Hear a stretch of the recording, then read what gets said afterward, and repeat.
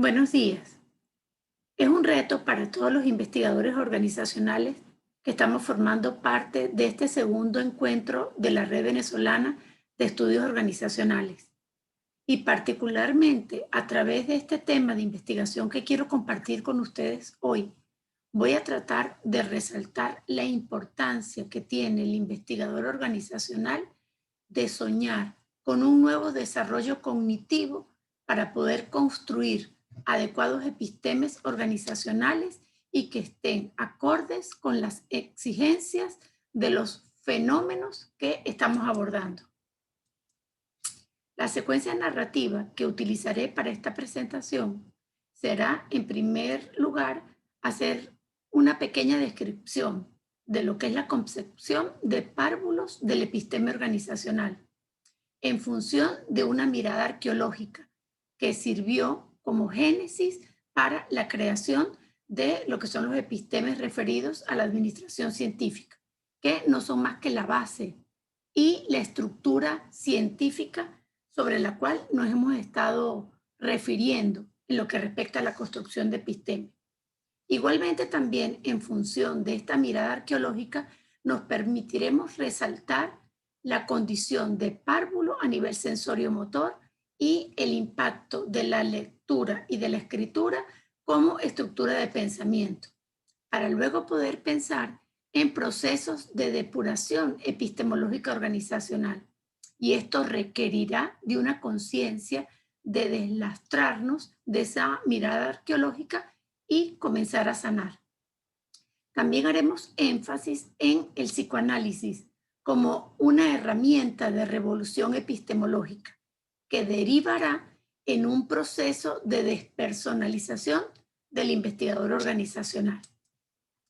Ok, el objetivo sobre el cual se circunscribe esta pequeña investigación es principalmente el objetivo 4 de este encuentro, ya que vamos a tratar de fortalecer a la comunidad de investigadores en el área de episteme organizacional. Y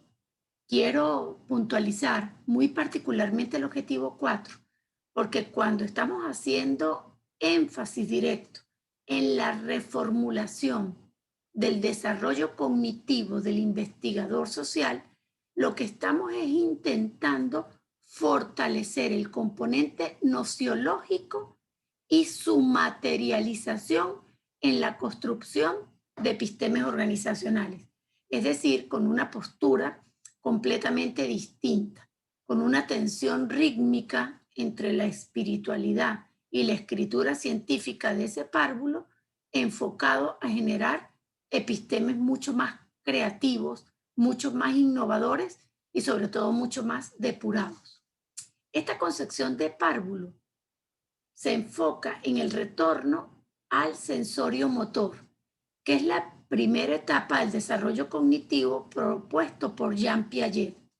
En este sentido, lo que vamos a buscar es reformular una relación más armónica como una relación enfocada en el sensorio motor madre e hijo. Es decir, que para nosotros poder soñar con una nueva estructura cognitiva, vamos a partir de una posición del apoyo que en este caso las ciencias madres y sobre todo los epistemes iniciales del componente administrativo nos han, digamos, nos han guiado a la consolidación de estructuras cognitivas muy haciendo énfasis en lo que es la referencia. Aquí, el desarrollo óptimo intelectual que se requiere del párvulo va a requerir una posición de la ciencia pura con una mirada mucho más equilibrada y variada en lo que respecta a la información y referentes conceptuales. Y de nosotros, como párvulos epistemológicos organizacionales, una gran necesidad de hacer representaciones intelectuales, producto de estructuras cognitivas más frescas, que van a hacer énfasis en el acto de aprender a través de olvidar dichos referentes que nos han servido de base hasta ahora. Esto, de una manera muy, muy específica, requiere que cuando el investigador organizacional escriba describa de una forma abstracta. Y la escritura va a ser para descubrir que la comprensión y el desarrollo conceptual de un episteme puede atribuirse al efecto de la interacción entre el contenido y los aspectos retóricos que se le dan a esta escritura. Eso no es más que hacer énfasis en el objetivo discursivo de la escritura, en su impacto en lo que respecta a género y sobre todo a la audiencia a la cual va dirigida. Escribir con retórica en el campo de los estudios organizacionales no es más que visualizar a esa escritura como un conjunto de pautas que orientan hacia la actividad creativa, es decir, hacia la invención, hacia la disposición de crear, hacia la acción del investigador, producto de que se interpenetra con una causa fenoménica, que en este caso tiene que ver con la organización per se, y que le está tratando de dar un sentido distinto a esa escritura, a ese episteme, porque es un episteme con mayor significancia trascendente y con mucha menos significancia inmanente. Esto no es más que deslastrar ese episteme del contexto, del momento en particular, cuyas características son tan precisas que es muy complejo poder pensar que se va a repetir una situación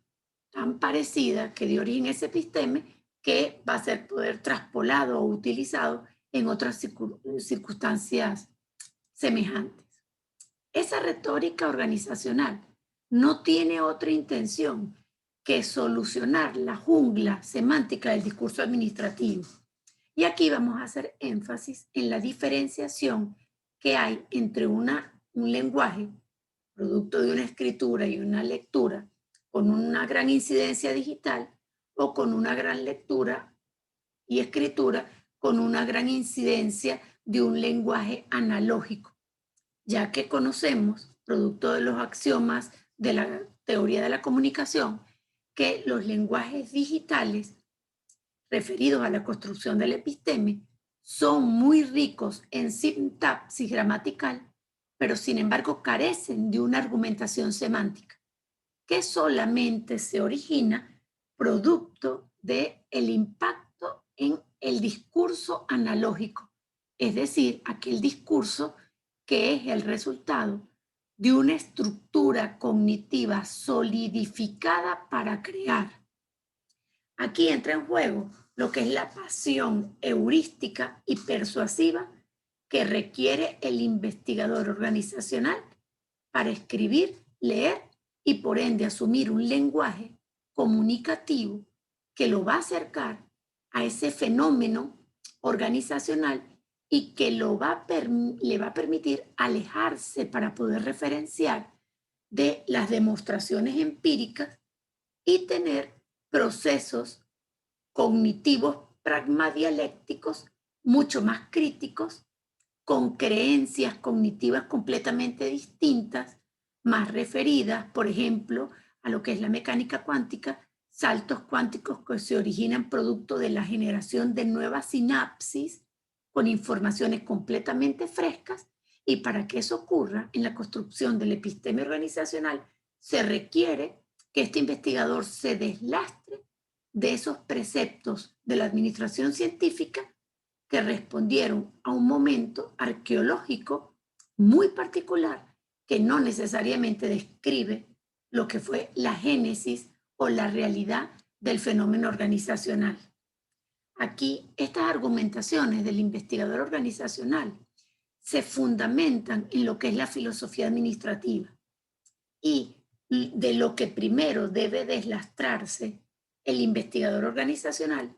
es de esa postura positivista que hizo mucho énfasis en el dogma,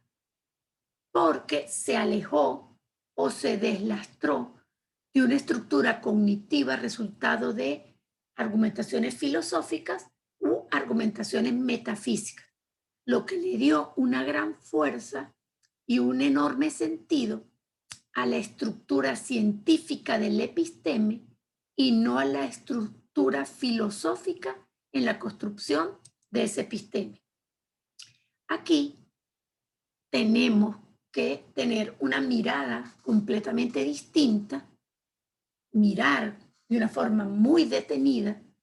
el proceso de racionalidad cognitivo, enfocándonos en una práctica aristotélica. Y es por eso que soñamos con un mutatis mutandi, es decir, una situación que va a traer consigo una reestructuración de la construcción del episteme organizacional, porque vamos a hablar de proyección de esa estructura, un desarrollo cognitivo, pero que no va a estar referenciado a información que se produjo en un determinado momento arqueológico o que fue el resultado de una situación muy particular que fue descrita posiblemente a través de muchos antropólogos que sirvieron de base a través de la escritura para generar cierta información referencial que era la matriz del episteme organizacional que nosotros conocemos y que, como dije anteriormente, se basa pero con mucha particularidad en los que fueron los preceptos de la administración científica, tanto de Taylor como Fayol. Para poder explicar este mutatis mutandi y sobre todo poder dar respuesta a eso que les mencionaba de deslastrarnos un poco del positivismo y de la estructura cognitiva del positivismo que alejó de esa construcción epistémica a la filosofía y a la metafísica, volvemos a pensar en un nuevo desarrollo cognitivo de ese episteme organizacional referido a su relación causal con el componente espiritual de ese investigador social. Entonces, esa dirección que asume ese mutatis mutandi es soñar con un pensamiento crítico más agudo y más libre. Y en esa estructura filosófica me permito citar el planteamiento de Nietzsche, el cual a través de esa triada del camello, el león y el niño, nos explica cómo esa relación existencial del hombre puede comenzar con una postura de obediencia ciega, donde el constructor de conocimiento y el existencialista se arrodilla ante su amo para poder comenzar a empoderarse con la figura del león, que se atreve a derrumbar todos esos cimientos, principalmente de la cultura occidental, porque vemos que la cultura oriental tiene una postura existencialista completamente distinta. Y entonces aquí resaltamos en ese desarrollo cognitivo la capacidad crítica y de derrumbar o de destruir esos preceptos epistémicos que lo hacen obedecer de manera ciega para poder acercarse al conocimiento. Aquí se resalta el componente espiritual y liberador de la figura del niño, ya que éste disfruta de su existencia sin prejuicios y se entrega completamente a su destino. Aquí, en lo que hacemos énfasis, es que el investigador organizacional se orienta hacia un desarrollo cognitivo espiritual para la construcción de un episteme, producto de que él tiene una posición de lucha contra los gurús de la administración, contra los generadores de episteme,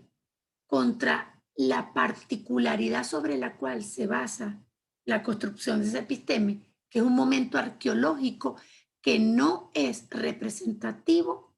y se aleja muchísimo de la verdadera génesis organizacional. Si nosotros nos circunscribimos a los parámetros que regularon la revolución industrial y se le asocia la génesis del fenómeno organizacional a ese momento, pues por supuesto habrá muchas limitaciones en la construcción espiritual y cognitiva de ese episteme. Y para poder deslastrarnos y emprender esa lucha contra esos gurús, tenemos que valernos de armas muy rudimentarias de pensamiento y sobre todo pensar en ese desarrollo cognitivo que se requiere del nivel sensorio-motor del cual hablaba Piaget y el cual asume una postura natural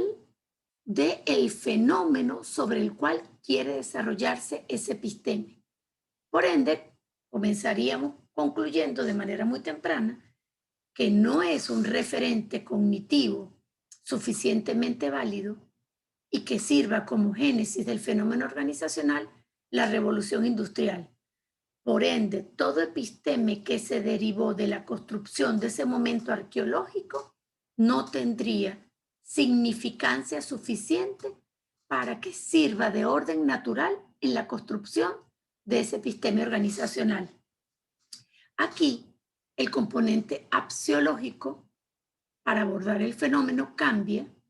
es decir, nos deslastramos de una serie de creencias que nos venían regulando en nuestra estructura cognitiva y comenzamos a tener ideas mucho más platónicas de la génesis de la organización que pudieran ser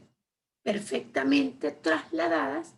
a la época de los dioses o de las particularidades del Olimpo, en donde ni siquiera se soñaba con la posibilidad de que ya nos hubiésemos diferenciado como seres humanos de hombre y mujer. Es decir, que la relación y la génesis organizacional no tiene en nada que ver con la relación de productividad de las organizaciones, ni de la funcionabilidad de agruparnos, ni siquiera por naturaleza gregaria, y mucho menos de una necesidad de agruparnos por diversidades funcionales para poder incrementar la productividad de esa fusión de seres por la vida de la organización. Este camello que para nosotros puede ser simulado a los padres de la administración científica que nos hacen obedecer de manera clara y precisa los distintos principios que regulan las prácticas organizacionales, deben ser dejados a un lado con la fuerza de derrumbe del león y tenemos como opción la contraparte, que es la postura de párvulo epistémico, deseoso de no obedecer, deseosos de crear, y asumiríamos la postura de un niño organizacional. Sin embargo, para no caer en los extremos, no sería ni el culto al gurú, pero tampoco el pragmatismo del practicante formado a sí mismo. Aquí el papel del episteme, la fuerza del episteme organizacional que deriva de la práctica del empirismo, no asume el mismo orden y la misma fuerza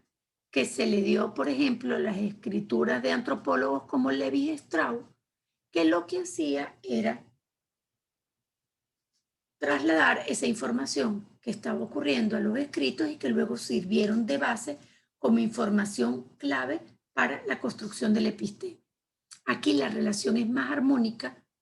es sobre todo más novedosa y menos circunscrita a un momento o a un tiempo y espacio, sino que por el contrario, se habla o se sueña con el fenómeno organizacional como un fenómeno resultado de una práctica filosófica y existencial del hombre. La complejidad social propicia ineludiblemente la complejidad cognitiva. Y aquí debemos referirnos, además de Piaget, a Vygotsky. Es completamente cierto que el desarrollo cognitivo y sobre todo en el campo de las ciencias organizacionales ha estado asociada a las conductas y a los preceptos y valores sociales. Pero detrás de ellos pueden haber muchas mentiras, igualmente muchos clichés y muchos efectos paradigmáticos que hacen que el abordaje del fenómeno no sea más que la traspolación de intereses de muchas fuentes de poder. Pero la evolución de la complejidad cognitiva es compleja de por sí y eso nos hace pensar que aún cuando está impregnada de enormes referentes sociales, culturales, económicos, políticos, sí puede soñarse con un orden natural del fenómeno organizacional, lo que nos permitiría deslastrarnos en ese desarrollo cognitivo tanto de la fuerza posiblemente arquetípica de la estructura cognitiva como de los preceptos sociales que puntualizó de manera muy detenida Vygotsky. Esto nos hace puntualizar sobre elementos muy claves y distintivos del desarrollo cognitivo del episteme organizacional. Y tal cual como la figura lo señala, aun cuando pareciera que existen una infinidad de referentes teóricos, la construcción de dicho episteme con una conciencia filosófica y metafísica importante haría que fuera mucho más trascendente y menos inmanente. Sabemos que los fenómenos organizacionales utilizan como principal recolector de información la observancia, pero observamos la realidad organizacional como un fenómeno emergente y eso está ligado al mismo proceso de investigación, lo cual, bajo esta perspectiva, implica transformaciones de orden metodológico. Es innegable pensar que el observador organizacional traslada sus causas psíquicas perturbadoras a la realidad que observa, pero la conciencia y el deseo de pensar que observar sus propias causas perturbadoras psíquicas en ese elemento o en esa causa fenoménica organizacional puede ser maravilloso para el investigador organizacional, porque aprendería a utilizar esa práctica investigativa para saber cuáles son sus condicionantes psíquicos y por ende sus propias limitaciones cognitivas y su propia escasa producción intelectual. Aquí, al acto de observar y de observar de una forma mucho más atenta, es decir, observarse a sí mismo, se le suma la posibilidad metodológica de ver tanto la escritura como la lectura como un proceso de depuración psíquica. Y no se escribe para buscar aceptación de una comunidad científica que ya ha estado arraigada a un episteme científico muy particular. Hemos mencionado cuya génesis está completamente desvirtuada de la verdadera realidad del origen del fenómeno organizacional. Por ende, se utiliza la escritura como una pintura de la voz, es decir, para poder hablar de manera subjetiva, es decir, para poder expresarme sin tener la tensión rítmica que me exige la comunidad científica. Y al mismo tiempo, la lectura me sirve como un diálogo incesante de un alma y un investigador que se están enfrentando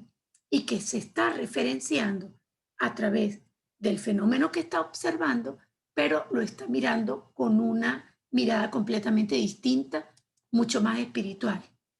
Es decir, que la metodología que se propone en esta nueva estructura de desarrollo cognitivo es una metodología netamente reflexiva y que sea consciente del papel de la subjetividad en el proceso investigativo. Y además está atenta de buscar nuevas formas de lectura del material empírico. Sobre todo porque está totalmente consciente de lo poco productivo, de lo poco eficaz que puede ser una lectura empírica que tiene muy pocas probabilidades de ser traspolada a otros fenómenos organizacionales. En este sentido, lo que buscamos es construir una aproximación no autoritaria a la escritura, en la que ésta sea concebida no solamente como un medio de divulgación del pensamiento, sino como una forma en sí de pensar. Y eso requiere de una posición cognitiva reflexiva del lenguaje.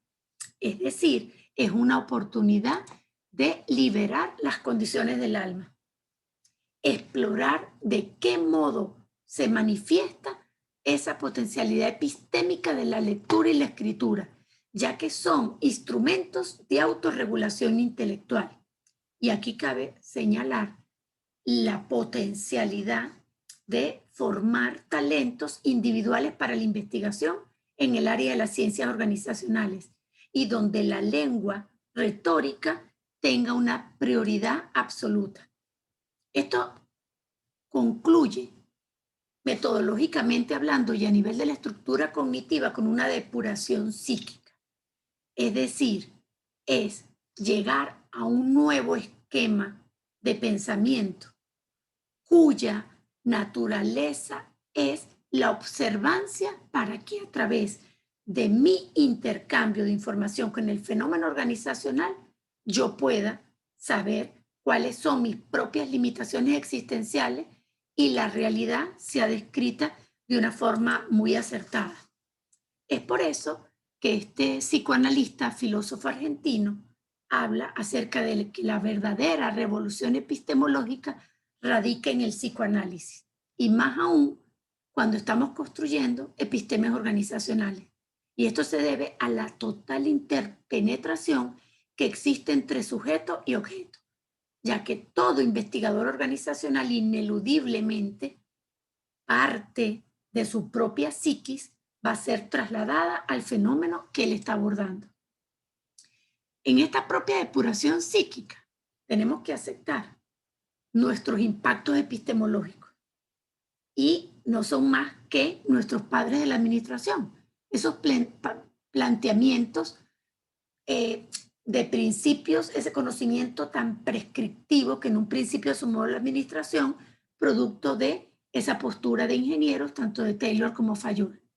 Y el aceptar que estamos haciendo traspolaciones constantes de ese momento arqueológico que no se corresponde a nuestra propia génesis, nos debe ayudar a empoderarnos y a tomar el control. Y tenemos dos opciones.